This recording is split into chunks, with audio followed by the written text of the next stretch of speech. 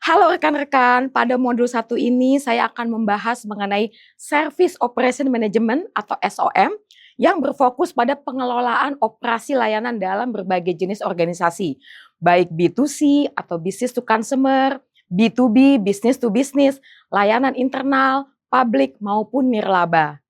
Nah, manajemen ini melibatkan pengelolaan sumber daya seperti tenaga kerja, teknologi, dan fasilitas yang digunakan untuk menciptakan dan memberikan layanan kepada pelanggan. Dari perspektif operasional, layanan atau servis adalah proses yang dirancang untuk mengubah input atau sumber daya seperti tenaga kerja, teknologi, dan lain-lain menjadi hasil yang diinginkan pelanggan. Nah, sebagai contoh, dalam layanan medis, pasien ikut berpartisipasi dalam proses tersebut melalui diagnosa hingga perawatan, menjadikannya co-creator atau co-producer dalam layanan tersebut. Nah, SOM menggunakan model input, transformasi, output untuk menjelaskan bagaimana sumber diubah menjadi layanan yang bernilai bagi pelanggan. Sumber daya yang diinput meliputi orang, teknologi, dan informasi yang kemudian diubah melalui proses operasional menjadi hasil akhir yang dirasakan oleh pelanggan. Selanjutnya, karakteristik IHIP dalam layanan. Layanan memiliki 4 karakteristik utama yang dikenal dengan singkatan IHIP.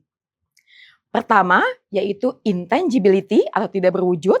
Jadi layanan yang tidak memiliki bentuk fisik sehingga sulit diukur dan didefinisikan. Kedua, heterogeneity atau keberagaman. Setiap layanan unik dan berbeda sehingga sulit distandarisasi. Nah, yang ketiga, inseparability atau tak terpisahkan. Jadi produksi dan layanan konsumsi layanan terjadi secara bersamaan. Dan keempat, perishability atau tidak tahan lama. Nah, layanan tidak dapat disimpan atau digunakan kembali setelah disediakan. Contoh-contoh karakteristik IHIP dalam layanan pendidikan dapat dilihat pada tampilan berikut. Lalu, seberapa penting manajemen operasional layanan? Manajemen operasional layanan bertanggung jawab atas sebagian besar aset organisasi dan memiliki dampak besar terhadap kepuasan pelanggan serta keberhasilan organisasi.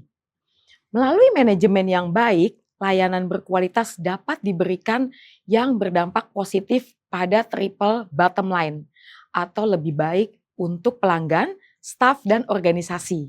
Selanjutnya, dalam manajemen layanan, penting untuk menyelaraskan perspektif operasional dan perspektif pelanggan.